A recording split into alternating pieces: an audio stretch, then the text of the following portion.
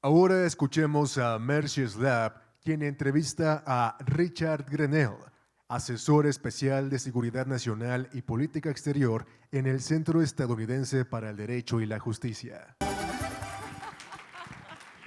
Ok, me tienen otra vez, perdona.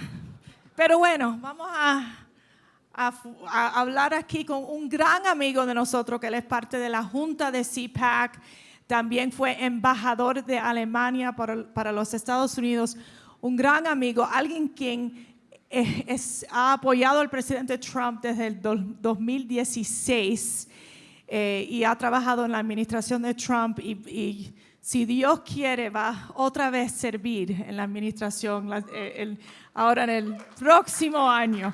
Rick Grenell, thank you for joining me. Thanks for having me. All right, so let's get started. Primero le quiero preguntar, ¿qué es algo del presidente Trump que no sabemos?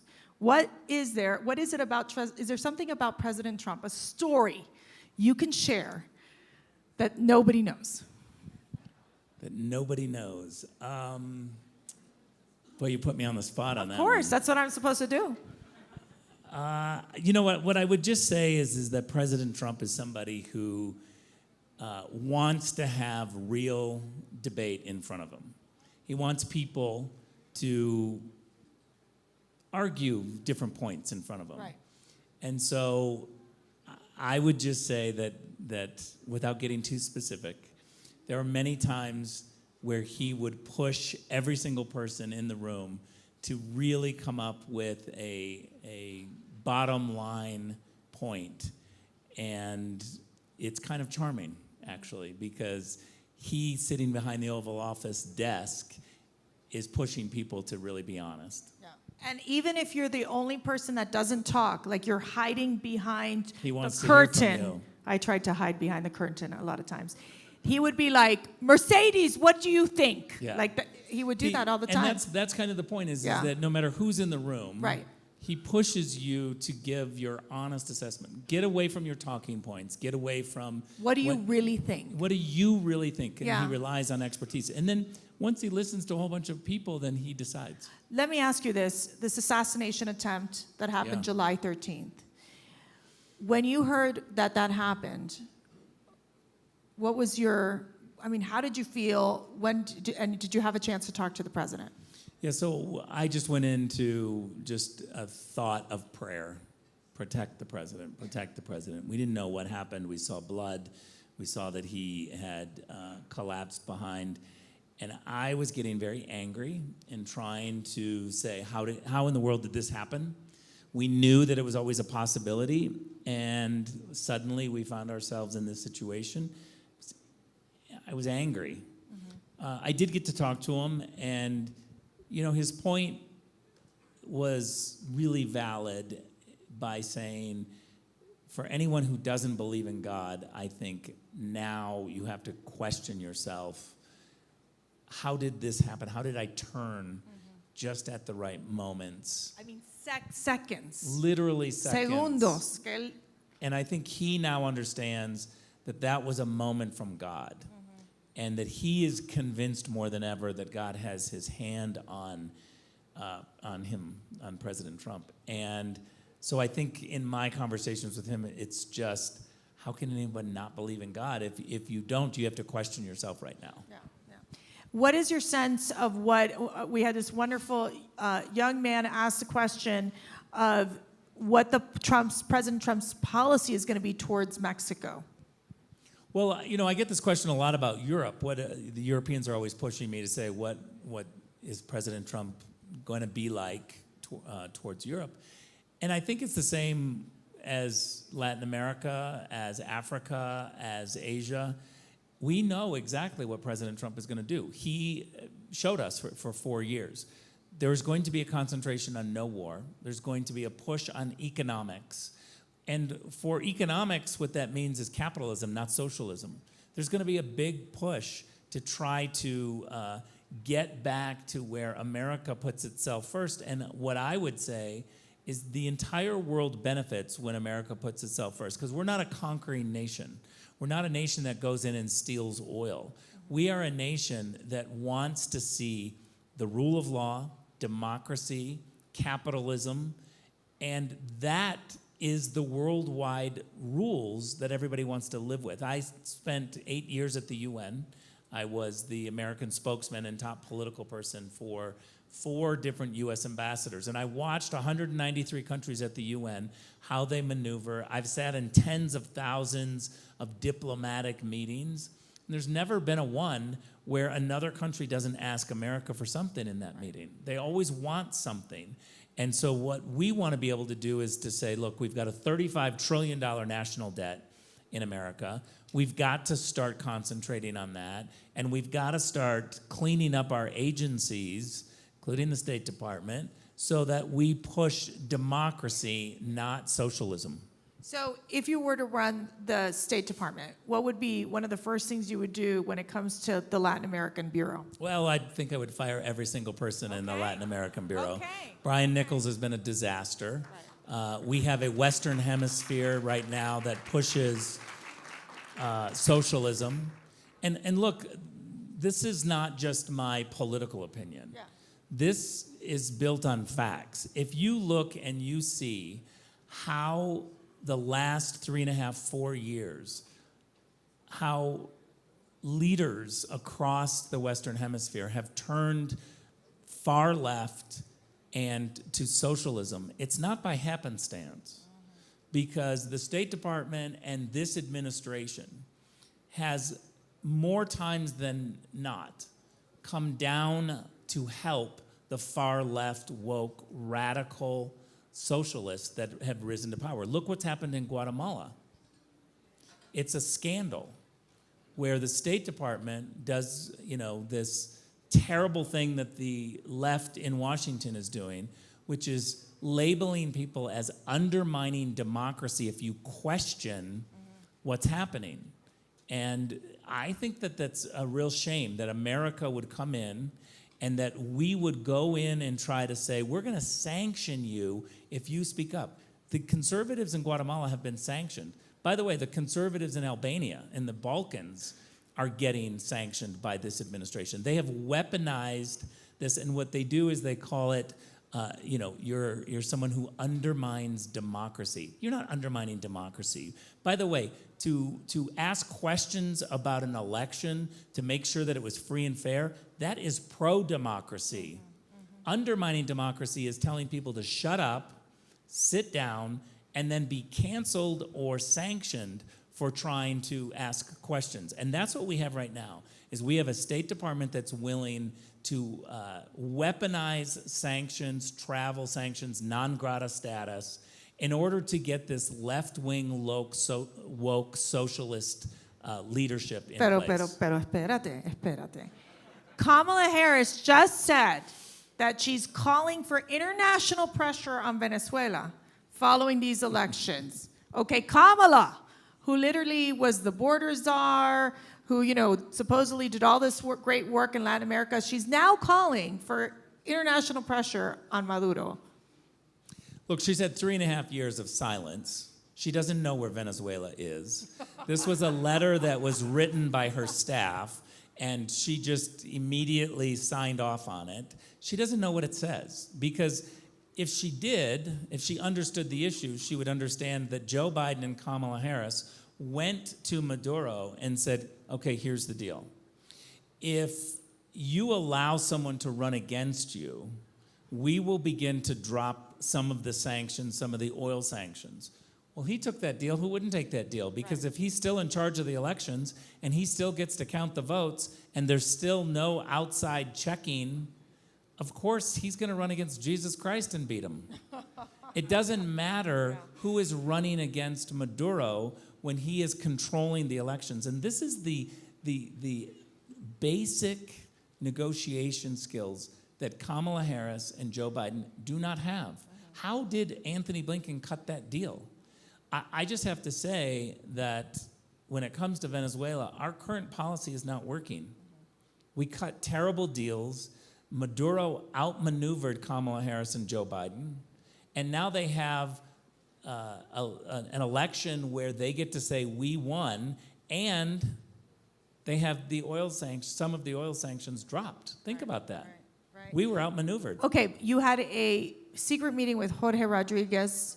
The New York Times reported it. You haven't talked about it. Is there anything you want to say here? Wow. And no is not an answer.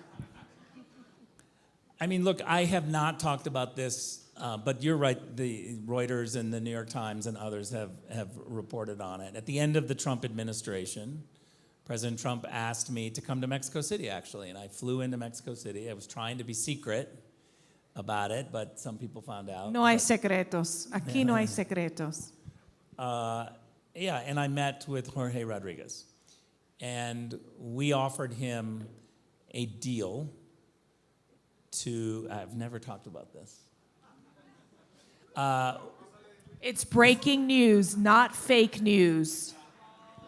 We offered him a deal for Maduro and his entire family, pick anybody he wants to leave. Yeah. And what we were seeking is for him just to leave. And we wanted to negotiate on that aspect with him and his family and his advisors and everyone just agreeing to leave.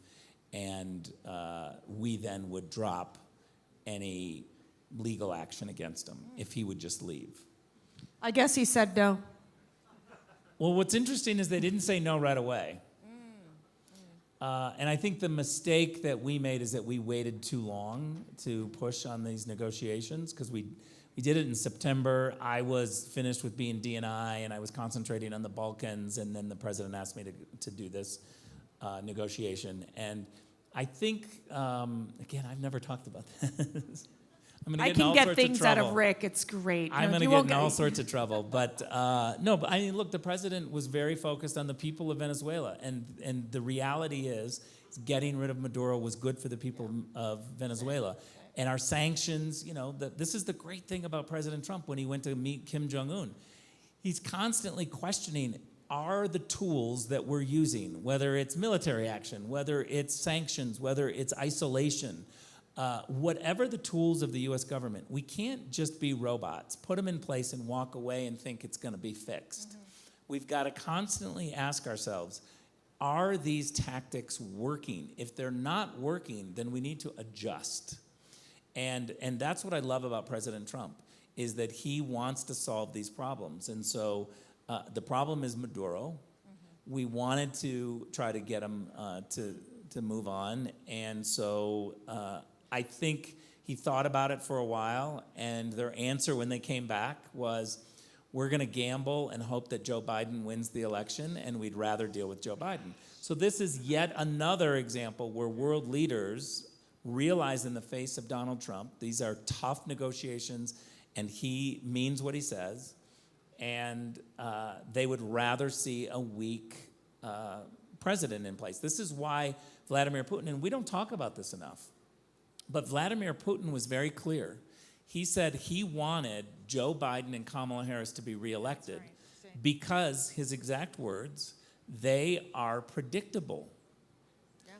Yeah.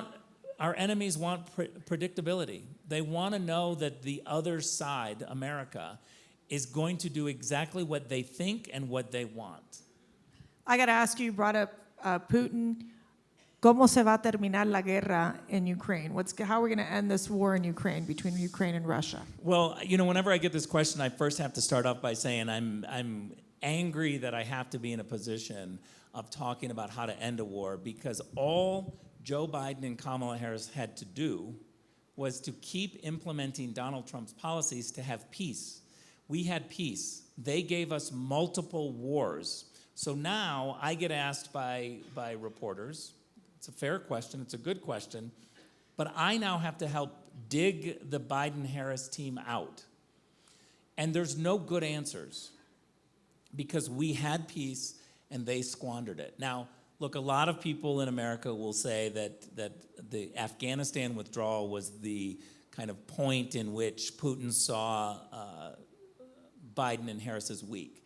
I actually think it was a little earlier than that, because Donald Trump had sanctions on Putin's pipeline, which we call Nord Stream 2. It's a pipeline that went from Russia into Europe.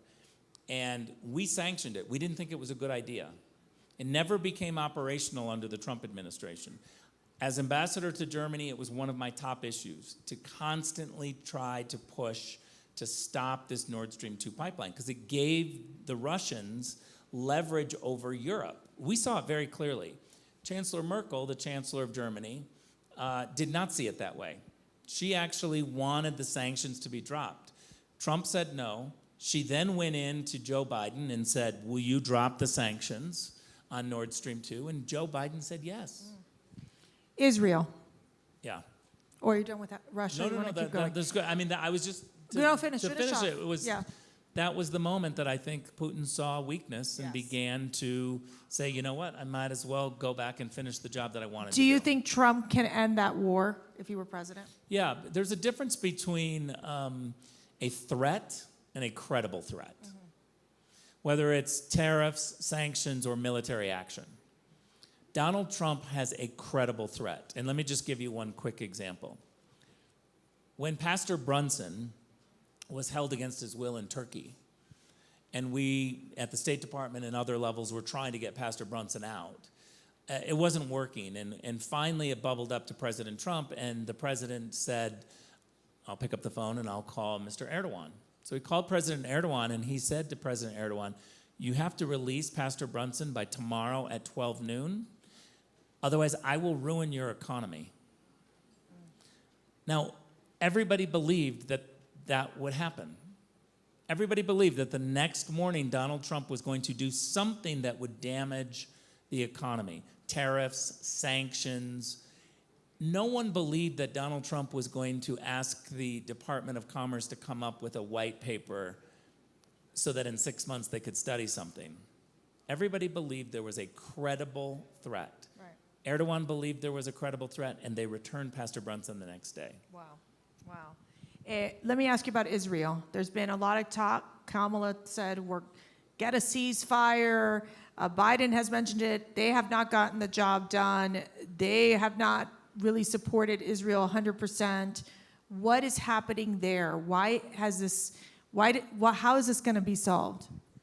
I mean, this is another one of those situations where I'm mad that we have to dig them out because we handed them peace. We were literally handing them Arab-Israeli peace agreements. And what did they do? The very first week that the Biden-Harris team came in, they decided to re-engage with Iran. They dropped the sanctions on Iran. Now, we had Iran squeezed. Iran is now flush with cash to the tune of hundreds of billions of dollars in sanctions relief, credit, and cash. And what did they do? By the way, every Arab government knows this and is on our side. They realize that when you fund Iran, Iran turns around and they fund the Houthis, which attacked, Hamas, which attacked, and Hezbollah, which is still attacking. You shouldn't be surprised that when you fund these terrorist organizations that you're going to get war. And we saw October 7th because Joe Biden and Kamala Harris funded the regime in Tehran. There's no question about it. They funded this war. So now we have all of the media in Washington, D.C. talking about a ceasefire. Inherent in the word ceasefire is that there's a war going on. We don't have to even think about having to do a ceasefire because we had peace. We had the entire area was free of war. And so now what the question is how do you dig out the Joe Biden, Kamala Harris disaster in Israel and in Gaza? Well, the first thing you got to do is get the hostages returned. I don't understand after 26 days, we have Americans that are still being held hostage by Hamas. And Tony Blinken, our Secretary of State, can't negotiate his way out of a paper bag. He literally has no peace plans. He announces he's going to the Middle East and then he cancels because people won't meet with him because he's totally ineffective. So it's embarrassing for the United States right now to have hostages held by Hamas for 320 odd days It's terrible, Mercy. It's terrible. We look so weak. I pray to God that this team is removed because America is suffering. I got to ask you, because this wonderful man asked this question earlier about democracy and what Mexicans can learn from the U.S. about how we make democracy even stronger. What advice do you have, especially as we've seen our democracy just in so many ways really having, so stressed right now? Well, first of all, you have to speak out. Gone is the day that you get to come to an amazing conference like this. And I'm speaking to every single person watching us and every single person in this audience. Gone is the day that you get to come and listen to us and then leave and go home and hope that someone else does something. Our great governor in California, who became an amazing president of the United States, Ronald Reagan, told us. Who was here earlier in our conference. Yes. Told us that every generation has to fight for their freedom. And this is your fight. Yes. You have to wake up and ask yourself every day, what are you doing to save democracy? What are you doing to save Mexico from going more socialist? You have to do something. Somebody in this room has to run for office. Somebody in this room has to write a bigger check. Somebody in this room has to go on social media and get louder and not be afraid of cancel culture. But shame on you if you think someone else is going to do something to save Mexico. You have to wake up every day and do something to save your country. It is ticking away. And you can only watch the United States because I'm traveling across the United States with that same message to Americans. You have an obligation this November, Americans, to vote like you've never voted. We are on the cusp. And by the way, I personally believe that when Donald Trump wins, that the Western Hemisphere is going to feel the wave. Yes. And And I hope that that wave will inspire you all to get up, shout, fight, and absolutely never give up. You owe that to your children. Amen. Ladies, señoras y señoras, el embajador Rick Grenell. Muchas gracias.